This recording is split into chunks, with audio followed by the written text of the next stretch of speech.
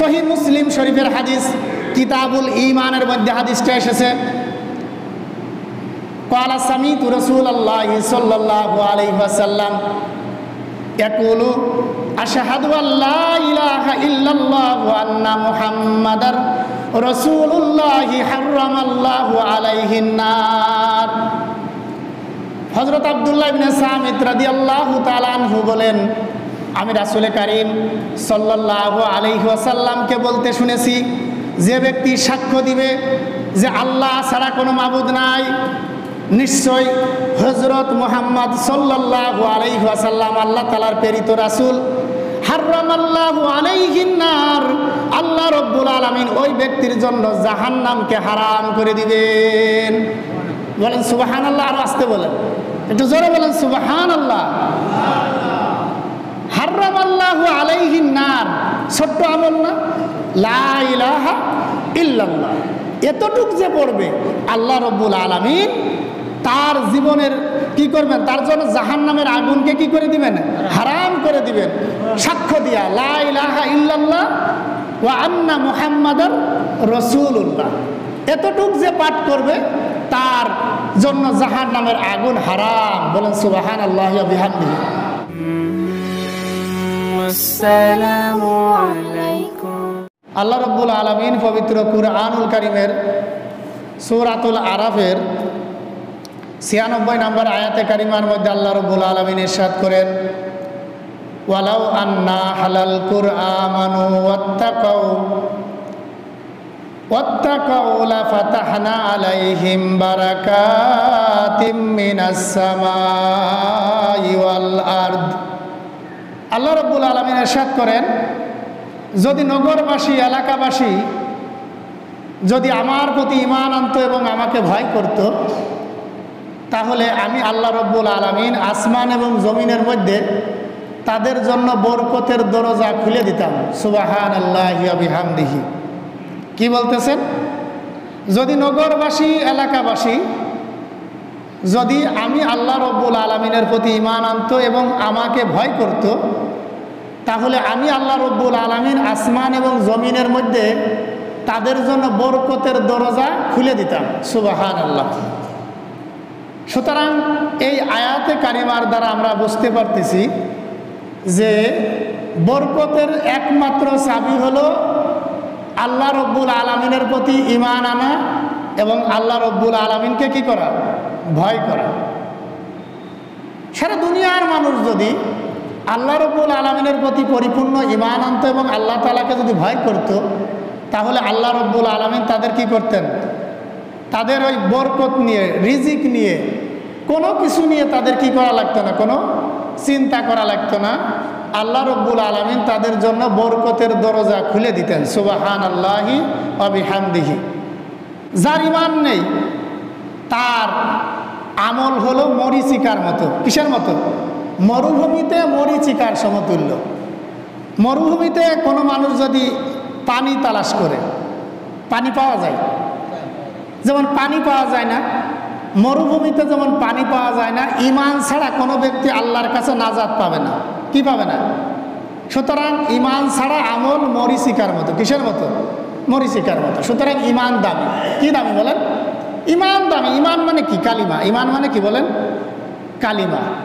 ঈমান মানে কালিমা, লা ইলাহা ইল্লাল্লাহু মুহাম্মাদুর রাসূলুল্লাহ। ঈমান মানে হলো কালিমা। সুতরাং যার কালিমা ঠিক আছে, যার ঈমান ঠিক আছে, তার সব আমলের মধ্যে বরকত দেবেন কে বলেন? বরকত দেবেন কে? আল্লাহ। ওই যে আমি মাঝে মাঝে হাদিসটা পড়ি, আখলিস দীনাকা ইয়াকফিকাল আমালুল কলিল। তোমার ঈমানকে খাঁটি করো, অল্প আমলই নাজাতের জন্য কি হবে? যথেষ্ট হবে। নাজাতের জন্য কি হবে? যথেষ্ট হবে। রাসূল করিম সাল্লাল্লাহু আলাইহি ওয়াসাল্লামের কাছে এক সাহাবী জিজ্ঞাসা করতেছেন, ইয়া রাসূলুল্লাহ, ইয়া হাবিবাল্লাহ, জান্নাতের কোনো মূল্য আছে নাকি? রাসূলকে প্রশ্ন করতেছেন, ইয়া রাসূলুল্লাহ, জান্নাতের কি কোনো মূল্য আছে? রাসূল সাল্লাল্লাহু আলাইহি ওয়াসাল্লাম ওই সাহাবীকে বললেন, অবশ্যই জান্নাতের মূল্য আছে। এখন ওই সাহাবী বলে, ইয়া রাসূলুল্লাহ, ইয়া হাবিবাল্লাহ, জান্নাতের আবার মূল্য কি? কি দিয়ে জান্নাতকে ক্রয় করতে হয় ইয়া রাসূলুল্লাহ, আপনি আমাকে বলেন। রাসূল করিম সাল্লাল্লাহু আলাইহি ওয়াসাল্লাম ওই সাহাবীকে বললেন, জান্নাতের মূল্য হলো লা ইলাহা ইল্লাল্লাহ। সুবহানাল্লাহ। জান্নাতের মূল্য কি? লা ইলাহা ইল্লাল্লাহ। হযরত হাসান বসরি রহমতুল্লাহি আলাইহির নাম শুনছেন? উনিও একজন তাবেঈ ছিলেন। হাসান বসরি রহমতুল্লাহি আলাইহি উনিও বলছেন জান্নাতের মূল্য হলো লা ইলাহা ইল্লাল্লাহ। সুবহানাল্লাহি ওয়া বিহামদিহি। সুতরাং জান্নাতে যদি কেউ যেতে চায় তাহলে অবশ্যই তাকে সর্বপ্রথম কালিমা পড়া লাগবে। কি পড়া লাগবে? কালিমা পড়া লাগবে। হযরত আতা ইবনে রাবিহা রাহমাতুল্লাহি আলাইহি হযরত আব্দুল্লাহ ইবনে আব্বাস রাদিয়াল্লাহু তাআলা আনহুর কাছে জানতে চাইলেন, হে রাসূলের সাহাবী, আমাকে এই আয়াতের তাফসীর করে আপনি আমাকে বোঝান। আল্লাহ রাব্বুল আলামিন এই আয়াতের তাফসীরের মধ্যে কি বলেছেন? সূরাতুল মুমিনুনের 3 নম্বর আয়াত আল্লাহ রাব্বুল আলামিন ইরশাদ করেছেন, গাফিরিজ যামবি ওয়া কাবিলিত তাওবি শাদীদিল ইকাব। হযরত আতা ইবনে রাবিয়া রহমতুল্লাহি আলাইহি বলেন, হে রাসূলের সাহাবী আব্দুল্লাহ ইবনে আব্বাস রইসুল মুফাসসিরিন ছিলেন। কি ছিলেন বলেন? সমস্ত দুনিয়ায় আমরা যারা কই যে আমি মুফাসসিরে কোরআন, বিভিন্ন মানুষ বড় বড় মুফাসসিরে কোরআন লেখে না, এই সমস্ত মুফাসসিরে কোরআনের তাজ হলেন রাসূলের সাহাবী হযরত আব্দুল্লাহ ইবনে আব্বাস রাদিয়াল্লাহু তাআলা আনহু।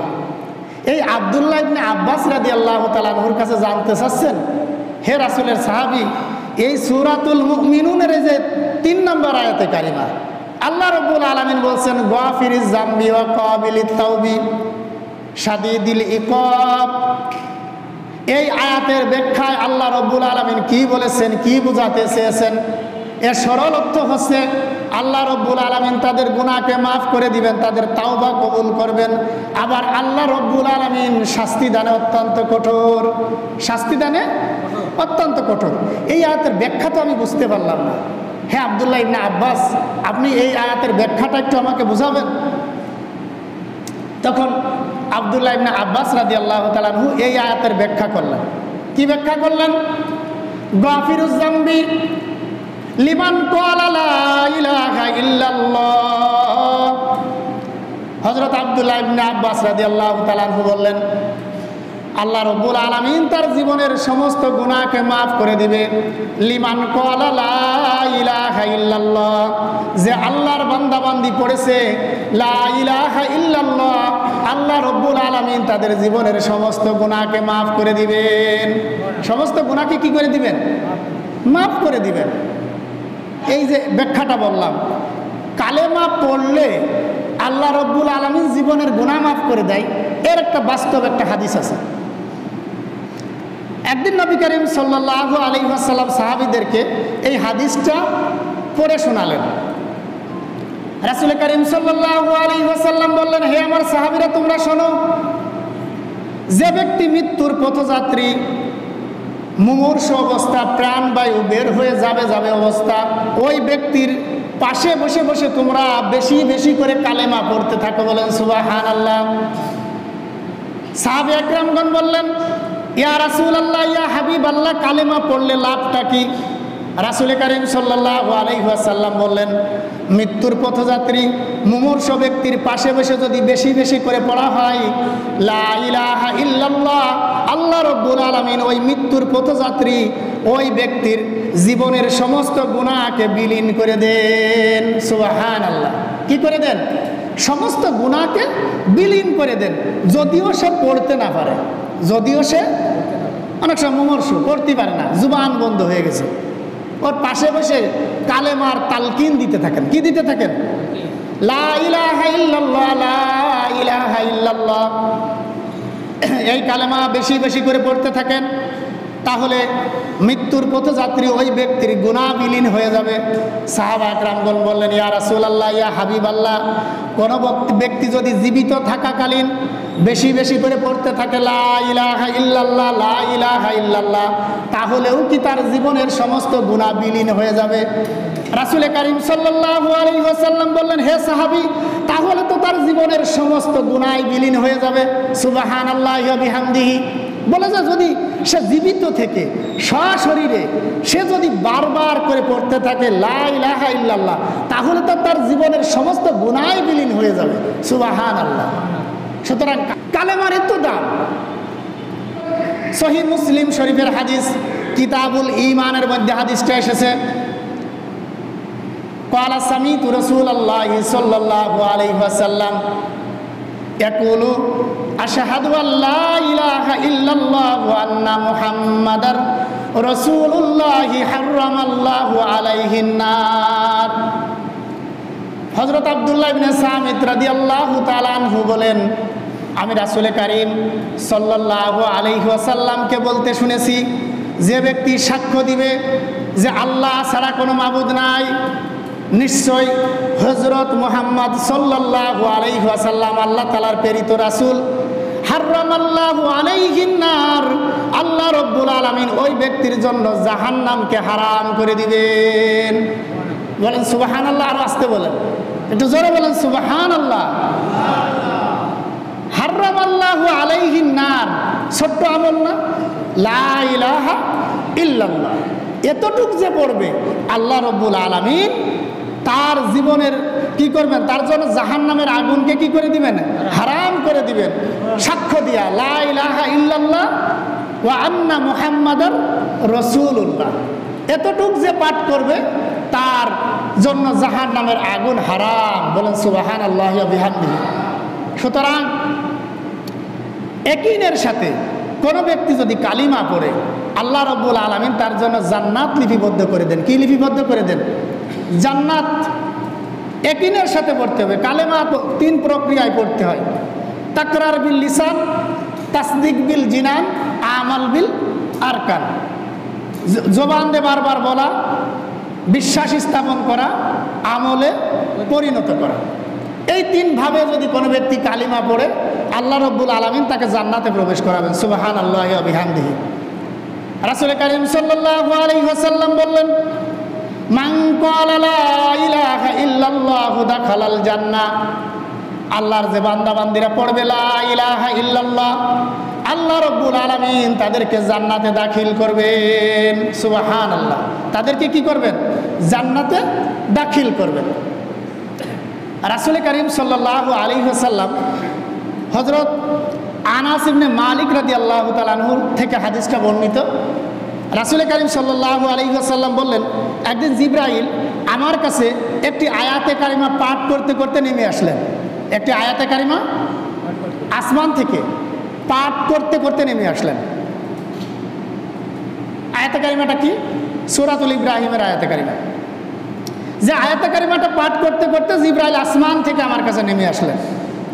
ইয়াউমা তুবাদদিলুল আরদা গায়রাল আরদি, বললেন যে জিবরাইল আলাইহিস সালাতু ওয়াস সালাম বললেন, ইয়াউমা তুবাদদিলুল আরদা গায়রাল আরদি, বললেন যে তোমরা সেই দিনের কথা স্মরণ করো যেই দিন দুনিয়াকে অপর দুনিয়ার সাথে পরিবর্তন করা হবে, অর্থাৎ আসমানের সাথে জমিন যেদিন টক্কর লাগবে। কি লাগবে বলেন? বলে যে তোমরা ওই দিনের কথা স্মরণ করো যেদিন দুনিয়ার সাথে জমিনের, অথবা এই জায়গা বোঝানো হয়েছে এক দুনিয়ার সাথে অপর দুনিয়ার পরিবর্তন হবে, অর্থাৎ আসমানের সাথে জমিনের টক্কর লেগে আসমান এবং জমিন ধূলিকণায় পরিণত হয়ে যাবে।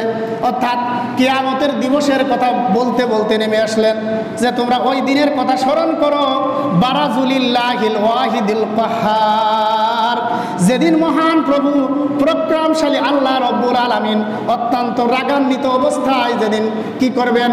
কাজীর আসনে যেদিন বসবেন, তোমরা সেই দিনের কথা স্মরণ করো যেদিন আল্লাহ রব্বুল আলামিন হাসরকে একটি পবিত্র স্থানে, যেদিন এই হাসরকে সংগঠিত করবেন যেখানে দুনিয়ায় কোনোদিন পাপ সংগঠিত হয় নাই। কি সংগঠিত হয় নাই? যে জমিনের মধ্যে কোনোদিন পাপ সংগঠিত হয় নাই, বলে যে ওই জমিনে আল্লাহ রব্বুল আলামিন সেদিন বিচার ফায়সালা শুরু করবেন। বলে যে জাহান্নাম গর্জন করতে করতে হাসরের ময়দানের দিকে চলে আসতে থাকবে। 70,000 ফেরেশতা শিকল দিয়ে জাহান্নামকে ধরে রাখবে। 70,000 ফেরেশতা শিকল দিয়ে জাহান্নামকে ধরে রাখবে, আর জাহান্নাম গর্জন করতে থাকবে। কি করতে থাকবে? গর্জন করতে থাকবে। তখন রাসূল কারীম সাল্লাল্লাহু আলাইহি ওয়াসাল্লাম বলেন যে জাহান্নাম গর্জন করবে। তখন আল্লাহ রব্বুল আলামিন আবার জাহান্নামকে বলবেন, হে জাহান্নাম তুমি কথা বলো, হে জাহান্নাম তুমি কথা বলো। জাহান্নাম সেদিন কি বলবে জানেন? আমরা তো এই যে আল্লাহ তাআলার দেওয়া প্রদত্ত রিজিক ভক্ষণ করি, আবার আল্লাহ তাআলার সাথে কি করি? নাফরমানি করি কি করি না? আমি যদিও কষ্ট করে উপার্জন করে কামাই করে খাই, কিন্তু এটা কে দিয়েছেন? কে দিয়েছেন বলেন? এটা কি আপনার কোনো ক্রেডিট? এটা আপনার কোনো কিরামতি? এটা কে দিয়েছেন? আল্লাহ রাব্বুল আলামিন দিয়েছেন। কিন্তু আমরা তো মনে মনে চিন্তা করি এটা আমার ক্রেডিট। করুণের মতো। কার মতো? করুণ কইছিল না মুসা আলাইহিস সালাতু ওয়াস সালাম কাছে, যে করুণ তোমার যাকাত তোমার উপর ফরজ হয়েছে, তুমি যাকাত দাও। এনে করুণ কয় যে আমি কষ্ট করে বুদ্ধি খাটায়ে আমি এত সম্পদের মালিক হয়েছি, আর এই জায়গার থেকে আমি আল্লাহর রাস্তায় যাকাত দিয়ে দেবো? আমি তা পারবো না। আমি তা কি করবো না? পারবো না। এখন আল্লাহ তাআলাকে সেই কথা শুনছেন, করুণ সহ তার সম্পদ সহ আল্লাহ তাআলা মাটির তলে কি করে দিয়েছেন? দাবায় দিয়েছেন, ঠিক কিনা? সুতরাং এটা যতই আমি বলি এটা আমার মেধা বুদ্ধি খাটাই আমি উপার্জন করেছি, আসলে এটা আল্লাহ তাআলা দিয়েছেন। কে দিয়েছেন? আল্লাহ। কে দিয়েছেন? মেধাও আল্লাহ দিয়েছেন। সুতরাং সেদিন জাহান্নাম কি বলবে? জাহান্নাম বলবে যে আল্লাহ রাব্বুল আলামিনের প্রদত্ত রিজিক ভক্ষণ করেছে, আবার আল্লাহ তাআলার সাথে শিরক করেছে। কি করেছে বলেন? আল্লাহ তাআলার সাথে শিরক করেছে, নাফরমানি করেছে। আমি জাহান্নাম আজকে তার উপর কঠিন প্রতিশোধ নেব। কি নেব বলেন? চিন্তা করে দেখেন, জাহান্নাম বলতেছে, একটু ফিল করেন, চিন্তা করেন। জাহান্নাম বলতেছে যে আমার আল্লাহর দেওয়া প্রদত্ত রিজিক ভক্ষণ করেছে, আবার আল্লাহর সাথে নাফরমানি করেছে, শিরক করেছে, আমি আজকে তার উপর কঠিন প্রতিশোধ নেব। জিবরাইল আরো বললেন, জাহান্নাম আরো বলল যে আমার উপর পুলসিরাতকে স্থাপন করা হবে। সুতরাং এই পুলসিরাত পার হওয়ার অনুমতিপত্র না নেওয়া পর্যন্ত কেউ জান্নাতে যেতে পারবে না। কি করতে পারবে না? জান্নাতে যেতে পারবে না। আমার কাছ থেকে অনুমতিপত্র না নেওয়া পর্যন্ত সে জান্নাতে যেতে পারবে না। কারণ জান্নাতে যেতে গেলে অবশ্যই আপনাকে জাহান্নাম অতিক্রম করাই লাগবে, ঠিক কিনা বলেন? কারণ জাহান্নামের উপরেই পুলসিরাতকে স্থাপন করা হয়েছে। কি করা হয়েছে? স্থাপন করা হয়েছে। আমার কাছ থেকে অনুমতিপত্র না নেওয়া পর্যন্ত সে আমাকে অতিক্রম করতে পারবে না। এরপর রাসূল বললেন জিবরাইলকে, হে জিবরাইল, জাহান্নামের আবার অতিক্রম করার অনুমতিপত্রটা কি? তখন জাহান্নাম বলল, জাহান্নামের উপর থেকে পার হওয়ার জন্য অনুমতিপত্র হলো লা ইলাহা ইল্লাল্লাহ। কি বলেন? লা ইলাহা ইল্লাল্লাহ। এখন রাসূল বলতেছেন, তাহলে আমার উম্মতের অবস্থা কি হবে? আমার উম্মত কি জাহান্নামের উপর সে অনুমতিপত্র পেয়েছে? জিবরাইলকে বলতেছে। এখন জিবরাইল বলতেছে, হ্যাঁ, আপনার উম্মত এই পুলসিরাত পার হওয়ার অনুমতিপত্র পেয়ে গেছে। বলেন সুবহানাল্লাহি ওয়া বিহামদিহি। বলে যে তারা অনুমতিপত্র আগেই পেয়ে গেছে। তার মানে আগেই পেয়ে গেছে মানে কি? আমরা মুসলমান হয়েছি, মুমিন হয়েছি। সুতরাং মুমিন হওয়ার জন্য সর্বপ্রথম শর্ত হলো লা ইলাহা ইল্লাল্লাহ পাঠ করা, ঠিক কিনা বলেন? সুতরাং আমরা ওই পুলসিরাত পার হওয়ার অনুমতিপত্র পাইছি কি পাই নাই? পাইছি কি পাই নাই? পেয়ে গেছি না? যাই হোক, সুতরাং কালেমা শুধু পড়লেই হবে না, শুধু 24 ঘন্টা জিকির করলাম লা ইলাহা ইল্লাল্লাহ, লা ইলাহা ইল্লাল্লাহ, লা ইলাহা ইল্লাল্লাহ, তাহলে কি প্রকৃত কালেমা পড়া হয়েছে নাকি বলেন? কারণ কালেমা সবার কালেমা একরকম না। কেউ কালেমা পড়ে মুখে, আর কেউ কালেমা পড়ে অন্তর দিয়ে, ঠিক কিনা বলেন? কারোর কালেমা দুনিয়ায় ফাঁসির রশি তার কালেমার ছুটাতে পারে না। আবার কারোর কালেমা এমন সামান্য কয়টা টাকার লোভে সে তার কালেমাকে বিক্রি করে দেয় কি দেয় না বলেন? দেয় কি দেয় না? সুতরাং কালেমার ভিতর ব্যবধান আছে না নাই? আছে না নাই? কালেমাটা পড়তে হবে একনিষ্ঠভাবে। এই জন্য আল্লাহ রাব্বুল আলামিন পবিত্র কুরআনুল কারীমের মধ্যে বলছেন, ইউসাব্বিতুল্লাহুল্লাযীনা আমানু বিল কওলিস সাবিত। যে ব্যক্তি কালিমার উপর দুনিয়া এবং আখিরাতের উপর অবিচল, অটল এবং অবিচল থাকবে। সে মৃত্যুর সময় ফুলসিরাতে, হাসরে, মিজানের সব জায়গায় সে কালিমার উপর প্রতিষ্ঠিত থাকবে। সুবহানাল্লাহ। সুতরাং যে দুনিয়াতে কালেমার উপর অটল অবিচল থাকবে, যার দুনিয়ার লোভ মোহ মায়া যার কালেমাকে ছুটাতে পারবে না, সে আজরাইলকে দেখে তার কালেমা ছুটবে না, পুলসিরাতের বিভীষিকাময় অবস্থা দেখে তার কালেমা ছুটবে না, তার কালেমা সব জায়গায় তাকে পার করায় দিবে। সুবহানাল্লাহ ওয়া বিহামদিহি। সুতরাং সন্দেহমুক্তভাবে কালেমা পড়তে হবে। একটা ঘটনা বলে শেষ করে দিচ্ছি। হযরত মূসা আলাইহিস সালাতু ওয়াস সালামের জামানায় একজন আবেদ ব্যক্তির মৃত্যু হয়েছে। কি হয়েছে? একজন আবেদ ব্যক্তি। আবেদ তো চেনেন, যে সবসময় ইবাদত করে, তাহাজ্জুদের নামাজ পড়ে, দুনিয়ার প্রতি বিমুখ, আখিরাতের প্রতি সে বেশি কি ঝুঁকে গেছে, যে দুনিয়া নিয়ে তার কোনো চিন্তা ভাবনা নাই, একে আবেদ বলা হয়। কি বলা হয়? তা এই আবেদ ব্যক্তি ইন্তেকাল করছে। এখন ইন্তেকাল করার পরে মূসাকে আল্লাহ রব্বুল আলামিন জানাই দিচ্ছেন, হে মূসা, ওই যে এই সম্প্রদায়ের ভিতরে একজন আবেদ ব্যক্তি মারা গেছে, এই ব্যক্তি জাহান্নামী। এই ব্যক্তি কি? জাহান্নামী। বুঝতেছেন বিষয়টা? মানে ওই বনি ইসরায়েলের ভিতরে একজন আবেদ ব্যক্তি মারা গেছে। এখন মূসা আলাইহিস সালাতু ওয়াস সালামকে আগেই আল্লাহ জানাই দিচ্ছেন ওই ব্যক্তি জাহান্নামী। ওই ব্যক্তি কি? জাহান্নামী। এরপরে আবার মূসা আলাইহিস সালাতু ওয়াস সালামকে জানালেন আল্লাহর একজন পাপী ব্যক্তি ইন্তেকাল করেছে, সে এমন কোনো অন্যায় নাই যা সে করে নাই। অন্যায় করে সবাই জানে এ ব্যক্তি খারাপ মানুষ, এ ব্যক্তি পাপাচারী। এখন ওই ব্যক্তি ইন্তেকাল করেছে, করার পরে মূসাকে জানাই দিচ্ছে আমার এই বান্দা হলো জান্নাতি। আমার এই বান্দা কি বলেন? জান্নাতি। আমি যে কথা বলছিলাম যে কালেমা সবার কালেমা একরকম না, কারুর কালেমা ফাঁসির দড়ির ভয়ে কারুর কালেমা ছোটে না, জেল জুলুমের ভয়ে কালেমা ছোটে না, আবার কারুর কালেমা সামান্য দুনিয়ার লোভে কালেমা ছুটে যায়। ঠিক কিনা বলেন? এখন মূসা আলাইহিস সালাতু ওয়াস সালামকে বলতেছে যে ওই আবেদ ব্যক্তি জাহান্নামী, আর ওই যে ব্যক্তি পাপাচারী গুনাহগার, ওই ব্যক্তি হলো জান্নাতি। এখন মূসা আলাইহিস সালাতু ওয়াস সালামের ভিতরে কৌতূহল জাগছে, কারণটা কি? ওই ব্যক্তিকে সারা জীবন দেখলাম নেক আমল করতে, সে আবার জাহান্নামে যায় কিভাবে? চলে গেছে তার স্ত্রীর কাছে। কার কাছে? ভালো করে বসেন, মসজিদের ভিতরে এভাবে সামনে পা দিয়ে বসবেন না। হ্যাঁ, নামাজের সুরতে বসার চেষ্টা করবেন, না হলে যদি হয় হাঁটু আসন গলা দিয়ে বসবেন, যদি কষ্ট মনে হয়। কি মনে হয়? কষ্ট মনে হয়। মূসা আলাইহিস সালাতু ওয়াস সালামের ভিতর কৌতূহল জাগছে যে আবেদ ব্যক্তি কিভাবে জাহান্নামী যায়, এর ঘরের স্ত্রীর কাছে গেলে শোনা যাবে এ পীর সাহেব না অন্য কিছু। ঠিক কিনা বলেন?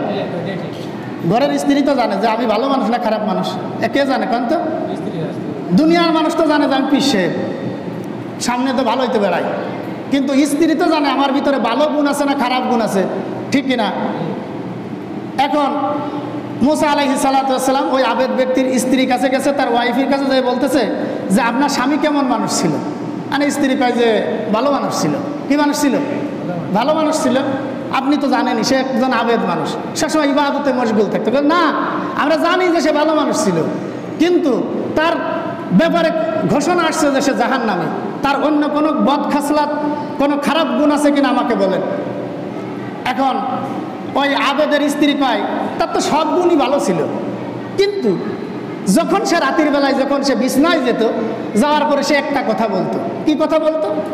যদি মূসার আনিত জীবন ব্যবস্থা সঠিক হয় তাহলে আমার মতো এত সৌভাগ্যবান ব্যক্তি আর কেউ হবে না। আমার কথাটা বুঝছেন? এর ভিতর কিন্তু সিক্রেট একটা সন্দেহ লুকায় আছে। কি লুকায় আছে? আছে না নাই? বুঝছেন আমার কথাটা? তার স্ত্রী বলতেছে সে রাতের বেলায় যখন শুতো সে ইবাদত করত, ইবাদত সে করত, কিন্তু সে বলতো যে আমার মতো সৌভাগ্যবান ব্যক্তি কেউ হবে না। যে মূসা আলাইহিস সালাতু ওয়াস সালাম যে আনিত জীবন ব্যবস্থা নিয়ে আসছেন, এই জীবন ব্যবস্থা যদি সঠিক হয়, কি হয় বলেন? সঠিক হয়, তাহলে আমার মতো এরকম সৌভাগ্যবান ব্যক্তি এই সম্প্রদায় আর কেউ থাকবে না, কারণ আমি হলাম একজন আবেদ ব্যক্তি। ঠিক কিনা বলেন?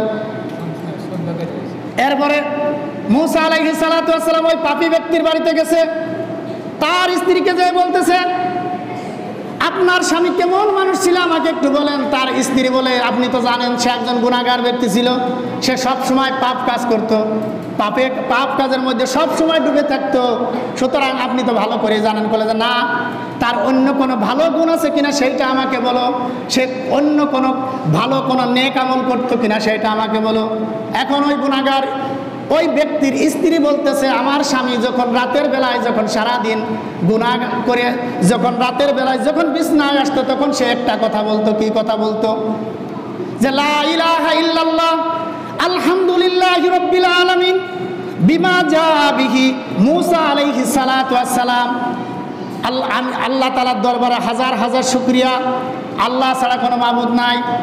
আল্লাহ রব্বুল আলামিন আমাকে মূসা আলাইহিস সালাতু ওয়াস সালাম যে জীবন ব্যবস্থা নিয়ে আসছেন, যে কালিমা নিয়ে আসছেন, সেই কালিমার উপর আমি অটল আছি। বলেন সুবহানাল্লাহ। তাহলে কথাটা কেমন হয়ে গেল না? যে নামাজ না পড়লে কি ঈমান ঠিক আছে? সেরকম হয়ে গেল কিনা? সেরকম হয়ে গেল কিনা?